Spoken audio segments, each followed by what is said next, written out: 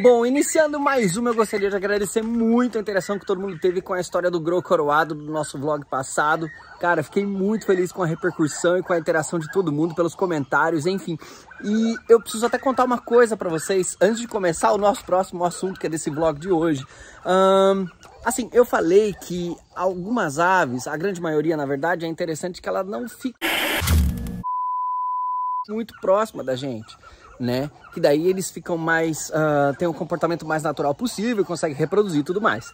No entanto, gente, quem tem criação sabe o que eu tô falando. A reproduzir aves, e acho que qualquer outro animal, aí eu já não sei, talvez seja mais ou menos a mesma coisa, não é uma coisa certeira igual matemática, assim, né?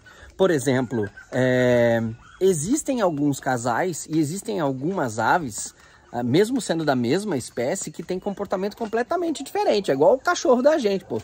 O meu cachorro é da raça X e seu vizinho tem o mesmo cachorro, mas eles não são iguais. Então, mesmo as aves tendo essa relação mais próxima, às vezes, conosco, não quer dizer que não vai reproduzir. Muito pelo contrário. E o negócio passa um pouco fora do que a gente planeja às vezes. Por exemplo, eu já tive casais aqui de pombos que botava, eu fiz o ninho lá, bonitinho, tudo para elas, coloquei as coisas tudo certinho e nada, cara, ela não criava. E aí, no pote de comida, ela foi lá e pôs o ovo. E aí criou muito bem o seu filhote. Então as coisas não são muito programadas. E quem cria ave sabe muito bem do que eu tô falando, né? Por exemplo, às vezes você tem lá o casal tudo certinho, às vezes você tem o casal tudo certinho, lá bonitinho, o negócio não vai. Então a gente conhece os nossos casais, a gente sabe de fato qual que pode vir mais próximo da gente e ter um comportamento reprodutivo e qual não pode. Então, por exemplo, aqui eu tenho um casal de Turaculeucotes. Gente, eles são fofos e reproduzem muito bem, então eles ficam muito próximos de mim, tá vendo? Olha lá, ó. E aqui também, ao lado, eu tenho um casal de pombo melanospila. O que não é normal a gente ver eles ficarem tão próximos da gente, mas às vezes um ou outro acaba ficando mais próximo, não tem não assusta com a gente vindo meio perto e reproduz de uma boa. Mas o mais normal, né, o cenário que é mais, como que eu digo, visto, são animais, óbvio, que ficam um pouco mais distantes da gente e tem um sucesso reprodutivo. Então, como é o caso do Grow. Eu já vi alguns amigos que reproduzem Grows coroados e os Grows estão perto ali, estão de boa. Mas nem sempre é favorável esse comportamento na hora de reproduzir. Beleza? E aí, vocês estão gostando, gente? Deixa eu sair daqui, porque na verdade hoje o papo vai ser outro, né? Não é na verdade não é nada disso, sobre essa questão dos comportamentos e do imprinting que essas aves fazem. A gente, na verdade, hoje vai falar de uma outra coisa que me pediram e eu me amarrei no tema. É óbvio que o pessoal pediu também para falar sobre cucaburra. Eu vou falar de cucaburra, gente, nos próximos, eu prometo. Mas hoje eu tenho aqui ao meu lado, vamos ver?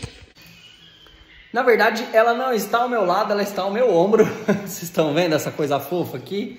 Olha só, é uma Marianinha, para quem não conhece, é um papagainho brasileiro muito charmoso, o qual eu fiz...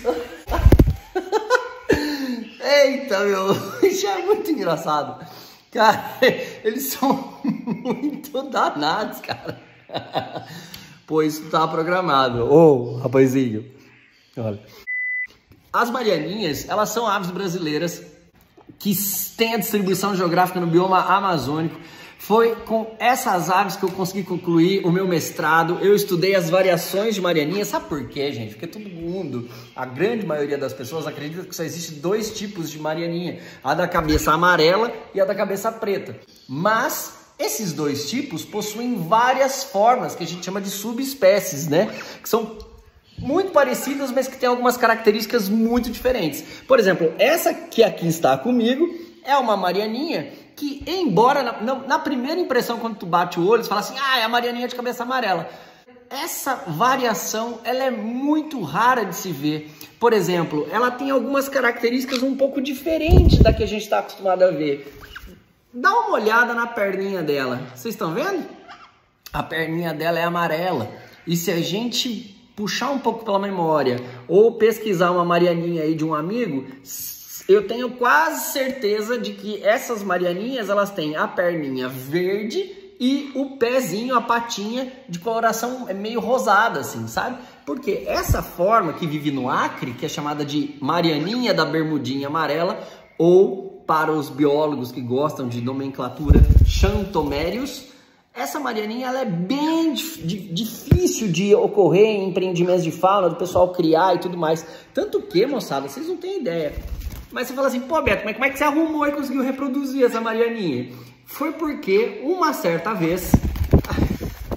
Gente do céu, olha isso, vê se pode.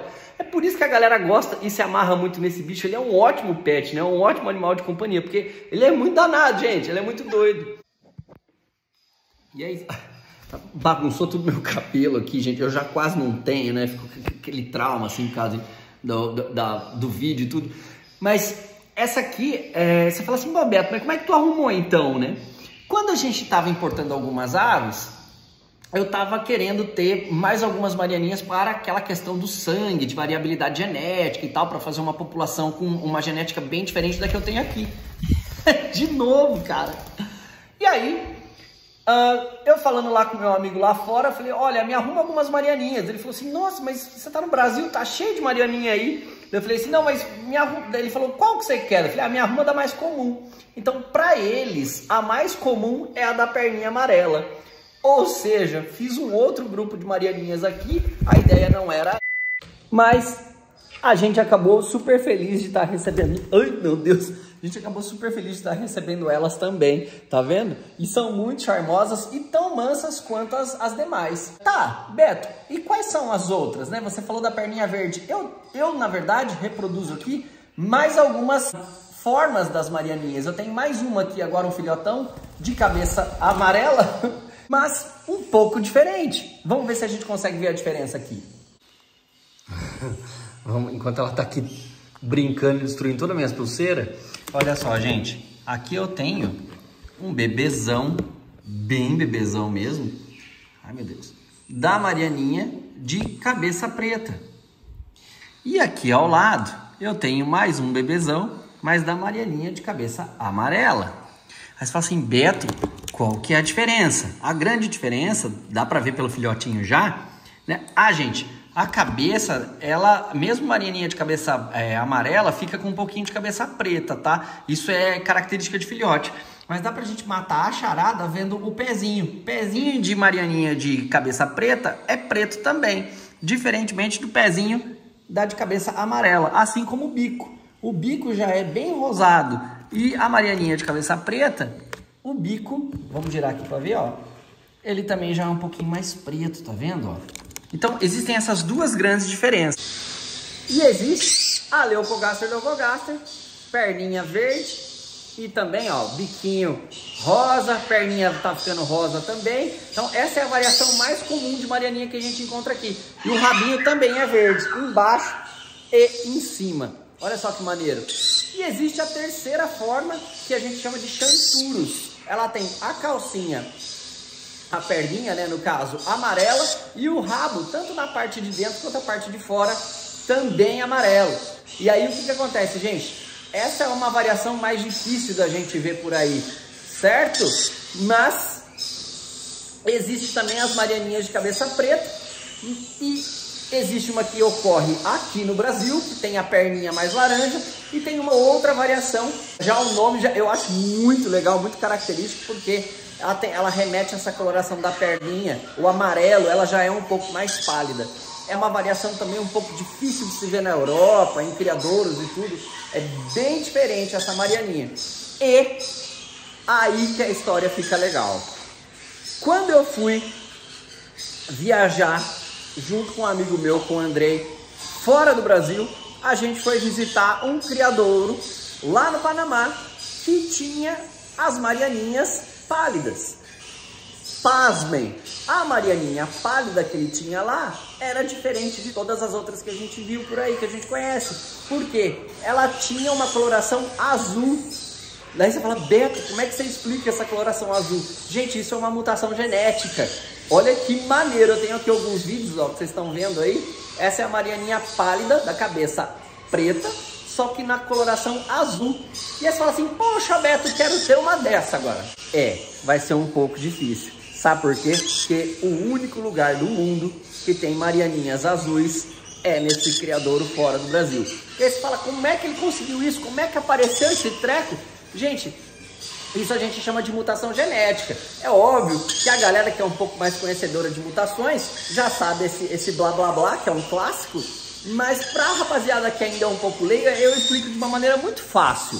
O que é mutação genética? Na verdade, é um erro que acontece lá no núcleo da célula quando ela vai se dividir no material genético e acaba aparecendo expressões diferentes, né, fenotipicamente, ou seja, aparentemente diferentes do normal. A gente vê muitas mutações genéticas, como no caso, por exemplo, de periquito, rosella, ringneck, que é muito comum porque a cor original é o verde, aí depois tem aquelas outras colorações como o azul, o amarelo e por aí vai, né? Que hoje eles estão dominando várias colorações. Então mutação é uma coisa muito comum, vamos dizer assim, de passagem, na criação de algumas espécies de aves. Em outras, nem tanto, como é o caso dessa marianinha azul. E as mutações podem ocorrer de várias situações. Por exemplo, alguém ser exposto a alguma radiação, a um vírus, por exemplo, que parasita as nossas células, e de uma maneira natural, na hora de se dividir, que ocorre esse erro, né? E aí o que acontece? Existem casos muito clássicos de mutações aí, mundão afora. Por exemplo, na Revolução Industrial, é muito engraçado de contar que existia uma espécie de mariposa que ela era branca. E por causa da poluição e tudo mais, isso foi mais ou menos em 1800 alguma coisa, não vou lembrar mais ou menos a data, tá, gente? Mas começaram a aparecer mariposas da mesma espécie preta. E essa mutação começou a passar de linhagens, né? E essa mutação começou a passar para as próximas linhagens, tornando essas mariposas que eram mais comumente encontradas na coloração branca, agora de uma coloração preta. Então isso é mutação. O ruivo também é mutação em nós, seres humanos. A heterocromia, que a gente vê bastante em husky siberiano, às vezes também acontece em seres humanos. Então mutação, ela está sempre ocorrendo. E pode ser de uma maneira muito apreciada para aqueles que criam aves, como é o caso da marianinha azul. Mas eu vou mostrar para vocês alguma ave mutante muito rara que nasceu aqui no criadouro e pode ser que seja a primeira vez que ocorre na América do Sul. Vamos ver?